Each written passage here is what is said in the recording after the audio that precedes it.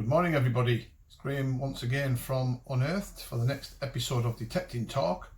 This episode is going to be based on us here at Unearthed and the story behind Unearthed. There's a lot of people over the years asking the question, where did we come from, how did it start off, and where did Unearthed originate from, if that's the right word to use. Now, just a little bit of background on Unearthed itself. I've been a detectorist, as you guys know, for many decades. Ever since I was a kid, I was detecting, and a teenager and onwards, right up until present day. That's all I ever do is detect. I neglect a lot of other things, but detecting takes over most of my spare time when the season is here and the land is available.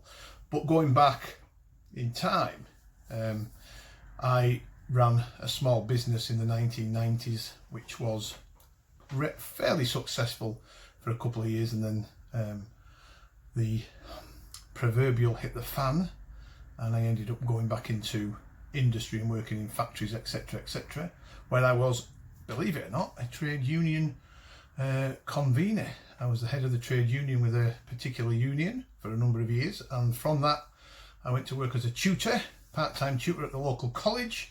And then on from that, I worked for the TUC for many years, based in London, head office in Newcastle, which was a very interesting job based around education for adults. And then I decided I wanted to do something new. And in my early 40s, which is a strange period in life to set up a business for anybody, I think, I decided to go ahead and open Unearthed up as a shop, as a retail outlet for detectorists, based up here in the north. And the plan for Unearthed, when we first started in 2011, how the years have flown by, it doesn't seem like yesterday since we set it up. The idea was to set up Unearthed up as a retail outlet for detectorists up here in the north and everywhere else, if they were kind enough to use us as a shop. And it was only going to be a part-time venture. My plan was to maybe open 3 days a week, part-time, selling things like Tesoro, laser, Garrett, Viking detectors. It was only going to be a small part-time venture. However, after 6 months of doing it that way, it turned into be a full-time, 7-day-a-week job. The idea originally was to detect 2 or 3 times a week, and I've Unearthed as a business for the rest. It didn't materialise. My detecting time now is just 1 day a week, maybe of a Saturday or a Sunday. It's very rare I venture out into the week because how busy we are, basically. But Unearthed grew very quickly, but that wasn't without its faults. I went into the business with my eyes wide open, and it was quite amazing how things work in the UK. Selling detectors, believe me, it's not an easy job. It's probably the hardest job in some ways, and most stressful job early doors that I ever had. Of course, you've got to get onto the ladder, get recognised. There's many other people out there that have been established for a number of years. Some of the other shops have been established for 20, 30, 40 years or more. So to get a foothold on the ladder was a difficult thing. And I think me as a detectorist, myself as a detectorist, without blowing my own trumpet too much, folks, helped greatly because, people saw me out in the fields detecting, they knew I was a detectorist and they related with that. And then the customers started increasing by the month. And we've had a few dips and we've had a few issues and we've had a few problems, just like everybody else has. But I'm happy to say now Unearthed is unbelievably established and it's doing extremely well, and thanks to all you guys that shop with Unearthed, it's a heartwarming thing to see people buying detectors and accessories off us. But the story of Unearthed wasn't an easy one. Like I said, you've got to know your markets, you've got to know the detectors, you've got to know everything about the brands.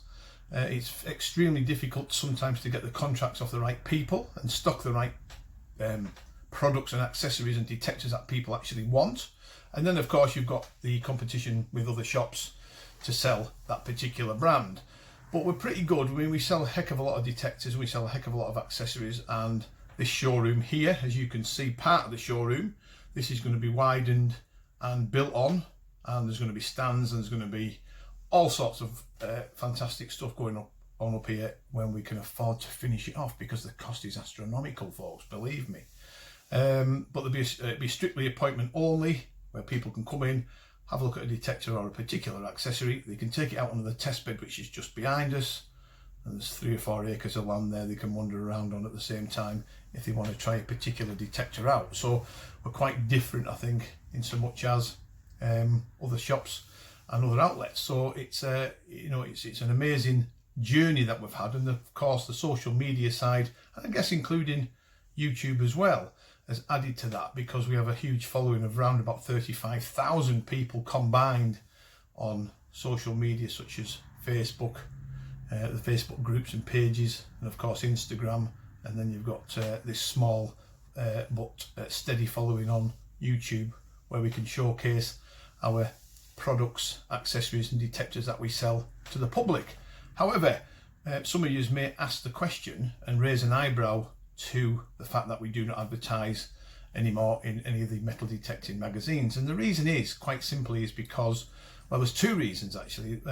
We used to have a page advert in either or both, and that seemed to get lost. Even one full page seemed to get lost with the astronomical amount of pages that other dealers had. You know, you were talking advert after advert after advert, and I'm pretty sure Unearthed page was pretty well dismissed by a lot of readers, you know, just flicking through the pages, because it was just cram-packed full of different advertisements and different different adverts, selling, sponsored or whatever it was, by brands and manufacturers. And you're talking, you know, nearly 10 grand a year, £10,000 a year between both, if you wanted to advertise in both magazines. So we made the decision pretty quick not to go down that route and use other methods of advertising and promoting Unearthed. And believe it or not, when we stopped, our sales jumped up. So there you go, we bucked that trend. We didn't rely on just one form of advertising. There is others out there that we use, and they're very successful in the ways we do it. So that's why you do not see us in any of the metal detecting mags anymore. It's because it was just too costly, and we were just getting lost. The sales weren't coming through off the back of the advert, and it wasn't worth us spending all that money, where that money could be spent on finishing off this place, which has been a money pit, I have to say, but it's getting there slowly but surely. So that's why we do what we do, and we're a little bit different to everybody else, as I keep saying. But one of the questions I do get asked is, and I get asked this quite often, is by people, does my metal detecting suffer because of Unearthed? Now, you've got to remember, before Unearthed came along, I was just a seasoned detectorist, just like you guys, out every weekend. Sometimes I was out through the week if I could get a chance to get out on local fields, and then I would travel over a weekend in different locations around the country to do my particular searching. And that was pretty much it. I loved it. It was a great way of chilling out. It was a great way of getting rid of all your stress, and it was just great to go out in them fields and detect for 9 hours and whatever else. We made some terrific finds on the way, and I have to say I've been fairly lucky in the detecting finds over the years. I've been blessed with some fantastic individual artifacts and coins. However, when Unearthed came along, things did change. You know, it's detecting pretty much 24/7 now, isn't it? You know, I'm involved in detecting in some capacity for 7 days a week, every week, full stop, whether I like that or not. And your detecting does suffer, your private detecting suffers, and I'll give you a prime example of this now. So you're running your business, it's a successful business, people wanting you all the time. So when you go out into the fields, the phone still rings. So I've got into a habit of having to turn my mobile phone off, not to be disturbed, because the worst thing you can do when you're detecting, because you've got to concentrate on the job that you're doing and the job in hand, turn your phone off. However, you turn it on, you get bombarded with God knows how many messages, and you could lose contact with people that need to be in contact with you. So you're caught between a rock and a hard place. And I always remember one thing that sticks out in my mind. I was detecting on a particular site, one of my favourite sites actually, because it produced some really nice hammered coins over the years and 1 or 2 really choice artifacts. But I left my phone on, and I was detecting away, and the phone was ringing. I could hear it vibrating in my top pocket, and you know, through sheer frustration, turned the detector off, checked the phone, and it was the same person that had rang me 5 or 6 times, so I thought this must be serious. Rang it back, and it was a guy ranting down the phone that I hadn't added him to the Unearthed Facebook group. And he wanted to know why. And I was like, I'm out in the middle of a field here. I shouldn't have answered it. But when you see 5 or 6 missed calls off the same person, you sort of think to yourself, there's something wrong. And I had this debate with him in the field about, we'll add you when we get back from detecting. And he was saying things like, I've been on there hanging on for 2 or 3 days. Why haven't you added me? And he was really going for it, really ranting. And that is the sort of thing that has changed. You just constantly get bombarded with good, the bad, and the ugly. Whether you like it or not, it's just part of the world, it's just part of business, it's just a part of the detecting community. But I always thought to myself after that, I've got to stop answering that phone unless it's people that I recognise that are ringing me. So you do get disturbed. It's a different world. It has changed. It hasn't soured my detecting, running a detecting business, but it's changed it. It's completely changed it. Maybe my concentration methods aren't as good as they used to be because you've got other things going on. But again, it's a great way of getting outdoors, getting rid of your stress, detecting, enjoying it, coming away from the 9 to 5 running of Unearthed. It's a good outlet to get rid of that sort of stress. But it does, like I said, just come with its own issues and its own problems. But the good thing is for us, I think, is because we're based up here in the north, we supply to all corners of the UK. We're shipping to Ireland, we're shipping to the Isle of Man, we're shipping to the Isle of Wight, we're shipping to the South East, to the Midlands, to the north in Scotland, as far as the Orkneys, believe it or not, and Shetland. So we're shipping detectors all over the country, which is fantastic for us and fantastic for you guys. But I have to say this at this point, that Unearthed is going to be making some leaps forward. So there's going to be some pretty big changes this year going into next year. There's going to be a bigger presence on the website. There's going to be more products coming out. There's going to be new products coming out, which I'm sure some of you guys will be extremely interested in. I'll be interested in them personally. 1 or 2 of the detectors that are due out fairly soon. There could be an opportunity for me to use a couple of them myself personally out in the field. I've got a good feeling about 1 or 2 of them. I like the technology that's being produced and honed into these new metal detectors. So watch this space. There's a lot of good things coming into the hobby, believe me.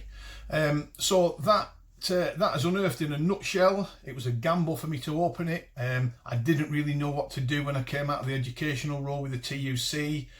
Did I continue going down that route, or did I want to try something else? Now, what I did find is a lot of my friends and family even said, "You're mad doing it. Why do it? Why gamble?" But sometimes you've got to trust your gut instinct. I went with my gut instinct because at the end of the day, you are in charge of yourself, nobody else. So all these people giving you their opinions and advice, some of it's valid, some of it's not. But sometimes when you get a gut instinct and you want to follow things through, you go for it. It's a gamble, like I said, and it's times when I've been lying in my bed at night thinking, what have I done? Because you've got to make the wages, you've got to pay the bills, you've got to make sure that your taxes are all sorted, your accountant's in place. It is a difficult job. And it is, like I said, it is a gamble, but it's a gamble worth trying, and it paid off. So, it was a gamble that I took early doors to set up Unearthed, and it's paid off, and here we are now, 7, 8, 9 years later. So it's ain't going to go anywhere soon. It's only going to get better, and we're going to grow faster and faster, which is fantastic. But what you will see, you guys, is more and more of the Unearthed digs coming around. So, for example, I do talk about this quite often because I'm quite passionate about it, but our digs for our customers are going to increase. So we've got one coming up on the 28th of July, and I do apologise from the last video because I did say June instead of July, which confused a few people.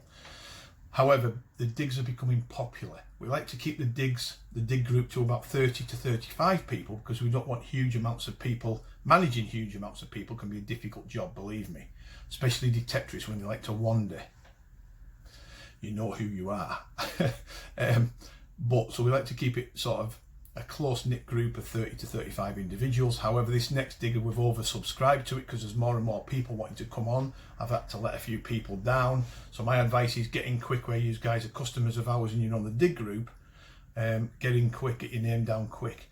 There will be at least and I'll say this again, at least probably another 4 or 5 digs on different areas in the north here in the Cumbria area and beyond up until Christmas. New farms, old farms that need revisiting for new land that we haven't touched, a bit of arable, a bit of pasture and a bit of everything else in between. So there's really some good digs on the horizon. I've got some high hopes for at least 2 of them. So watch this space, folks. You will see Unearthed out and about more often at shows, rallies, events, that sort of thing. And of course we've got the big Mine Lab event coming up in end of August time here in Cumbria that people can attend, and hopefully we'll have some new products to show you guys on the day. So there's a lot of good things coming up. Thanks very much for your input, guys. You're all I'm answering as many questions as I possibly can and post, and people's advice and guidance to other detectorists is heartwarming to see that. And continue to do that, continue to link in with the channel. It's working really well for us at the moment. However, I have to say this before I go, we're getting 1 or 2 of the little trolls creeping in. So for example, you know, 1 or 2 silly comments like, you know, boring, I don't like watching this. Well, why comment? Don't watch it. If you find it boring, go and watch somebody else. Go and watch Digger Dill or whatever his name is, or, you know, somebody else. If you find the Unearthed channel boring, just go off and watch somebody else. No need to comment.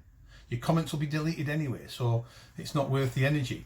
And if you're not man enough to come forward and speak to me face to face, don't do it online and social media. It's cowardly. You're probably born to be a coward. You continue to be a coward, whoever you guys are doing it, hidden behind your names. It's not big and it's not clever. All I do is laugh, other people laugh, and the posts and the troll comments get deleted. You're just making yourself look a fool. That's my advice, that's my opinion. Okay folks, the next episode of Detecting Talk is this Friday. Good luck to you guys that are out through the week. The harvest is starting, people are getting out on the fields more and more finds are coming up, so happy days. Watch this space. I'll catch you Friday. Thanks for watching, bye for now.